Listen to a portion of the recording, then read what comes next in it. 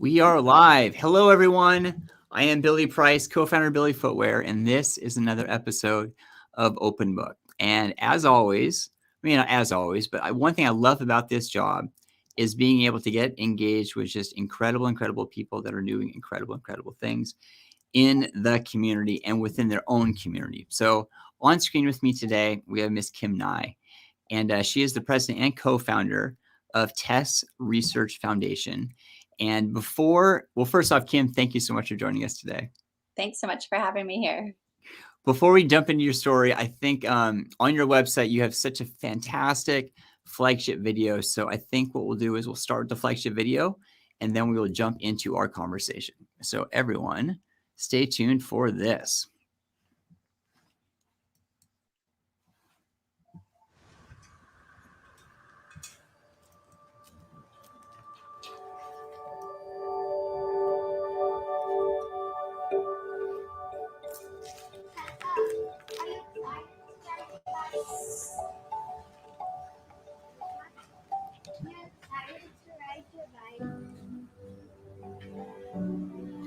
In 2003, I gave birth to my first child, a little girl who we named Tessa, and she seemed perfectly healthy at birth, but within 24 hours, she began having unexplained, life-threatening seizures. She spent a few weeks in the hospital, and we were able to get some of her larger seizures under control, and we brought her home, and things looked pretty good, but she just could not stop having seizures. We watched her diagnosis go from benign idiopathic epilepsy, which means just non-harmful seizures for no apparent reason, all the way to catastrophic epilepsy, where we thought that she might not survive her first few years. And so they did not think it was an inherited type of epilepsy. And so we did have more children, and we were lucky enough to have two healthy little girls, Lily and Maggie. After that, we had one more baby, little Colton, our little boy.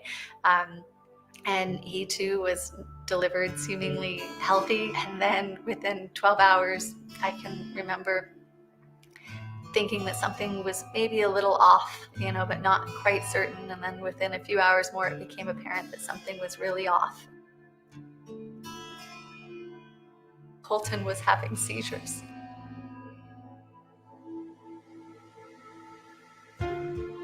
We both knew just with that one sentence, Colton is having seizures, that our lives had changed in a massive way. This wasn't just seizures. This is an entire life-changing event. Hospital trips and of being poked and prodded, and we knew that it wouldn't just affect Colton. It would affect Lily and Maggie and Tessa too. So that one sentence delivered more heartache for both of us than I think anyone should have to go through.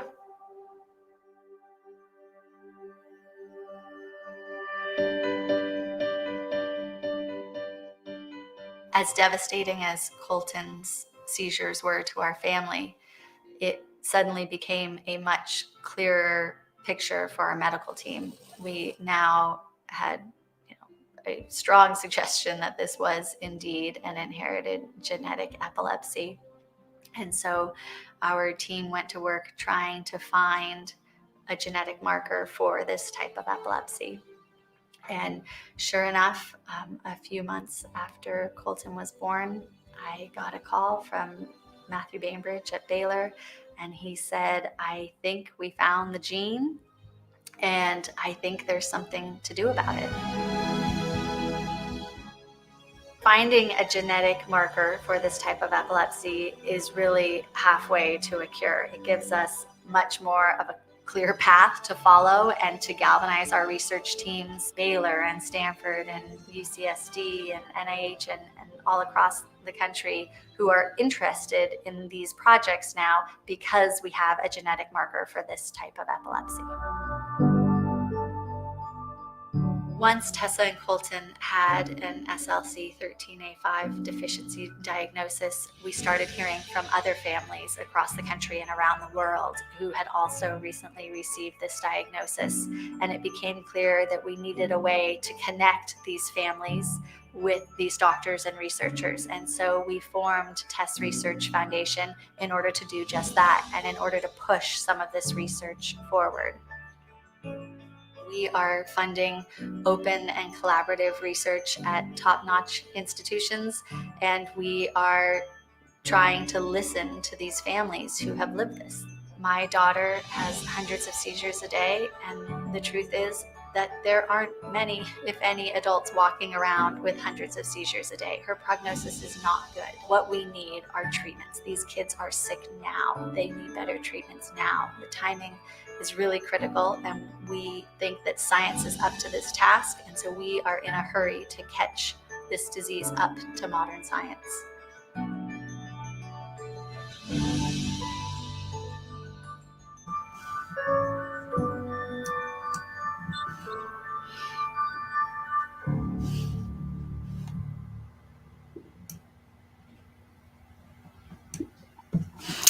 Oh my goodness. So incredible.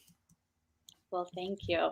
So incredible, Kim. That is so powerful. First off, thank you so much for, being vulnerable to share your story. And I'm excited to dig into this. So TESS Research Foundation. So first off, TESS, can you draw the correlation between TESS and the epilepsy? Because I know TESS is it's an acronym instead. Yeah, so that TESS actually stands for Treatments for Epilepsy and Symptoms of SLC13A5, and that alphabet soup of SLC13A5, that's our gene name, and it's not the most memorable, so we thought TESS was a little more memorable. And of course, it also resonates because my daughter, who was one of the very first patients ever diagnosed, her name is Tessa, and so yeah, we're proud to represent this group of families around the world, and we really are trying to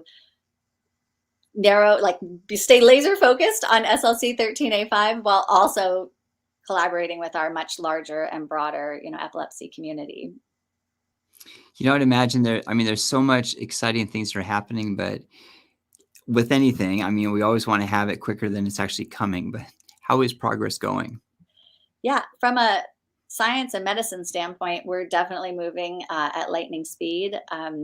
We started our organization in 2015, and at that point, we only had a handful of families who have been diagnosed and very little known about the disease, because it's impossible to know anything about a disease that didn't exist, just a few months before. And so we were really starting at nothing.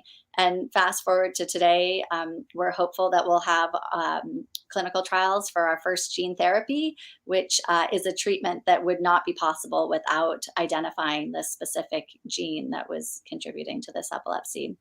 And just to give a little idea of what a gene therapy is, a gene therapy is when you take it's technically a virus, but think of it like a delivery truck, and you put a healthy copy of a gene inside that delivery truck, and then you give it as a medication to the child who is missing that gene or has a problem with that gene. So it's a pretty incredible thing. And we're really excited to be able to, hopefully have our patient population have that opportunity to have a real precision therapy. Yeah. Well, I think it's also amazing too. First off, the research, incredible. But also just the support structure that your organization has been able to, what it's become. And I think about, when you first started, it was really just, your family. How did the other families, how were you able to connect with the other families? How did they connect with you? This is the miracle of technology. Yeah, we started just putting little markers out there. We started like a very basic website. I actually got a high school student just to put up, a website, so that there was something there with some contact information. And we did the same thing, with a Facebook group, and it really was so grassroots and so just minimal, but people started finding us. And then as more and more families found us, we got better and better at what we do in terms of, trying to find more families as well by reaching out to clinicians. And this space of genetic epilepsy has really grown over the last few years. And so there are more and more doctors who are aware of this. There are more and more affordable tests so that you can actually get a diagnosis. And so, yeah, we love hearing from families. And it's really my greatest privilege to to get to know these families. They feel like family. We have this, they can be halfway around the world, but we have this single experience in common. And it really does feel like my children have these cousins that are just spread out across the globe. Well, I want to make sure to plug your website. So here, let me put the website up on screen. Because first off, your website is, oh my gosh, so incredibly thorough. For me, not knowing anything about genetics or, well, really anything. But I mean, going through there, you just really were able to walk me through. I mean, there's so much information, but also like connectivity to the families. How many? So first off, that's the website. And then also let's put it up on the social as well. But I just got to say, so how many, I know it's domestic and international. How many families are part of the registry so far? Yeah, so we're still in the hundreds. We know there are thousands out there, so we got to find more families. We actually get a lot of families come to us and they don't end up having SLC13A5, but we help them find an accurate diagnosis. And so that's a really meaningful piece for me as well. Just, I know, with my daughter, she was undiagnosed for a decade, and I know what that feels like. And I know that diagnostic odyssey is not an odyssey that anyone wants to be on. And so, we really do help families find an accurate diagnosis whenever we can. And if that diagnosis is this specific gene, then we welcome them into our TESS family. And it's great to be able to connect them with a family that's local, right? So they may be around the world, but if we have a family that it lives local to them, connecting two families like that is an amazing experience for me. So you're based in California. What would you say the furthest away country? I think we're pretty much on every continent. I mean, we're close with our families in Iceland and Brazil, and certainly in Europe. So yeah, it's a global group, and we managed to break through, language barriers and time zone differences and all sorts of things, because everyone really wants to, be a community and figure out how they can contribute as we try to accelerate the development of these treatments and hopefully cures for our kids. Right. Yeah. I mean, just the sense of community and bringing people together and how people get connected. That story, that connection, how that happens, is so intriguing to me, and how that all works. I mean, and even our connection. I mean, we're connected through shoes right now. How did I don't remember the story. How did we land on your radar? Yeah. So we have loved Billy's shoes long before I ever met you.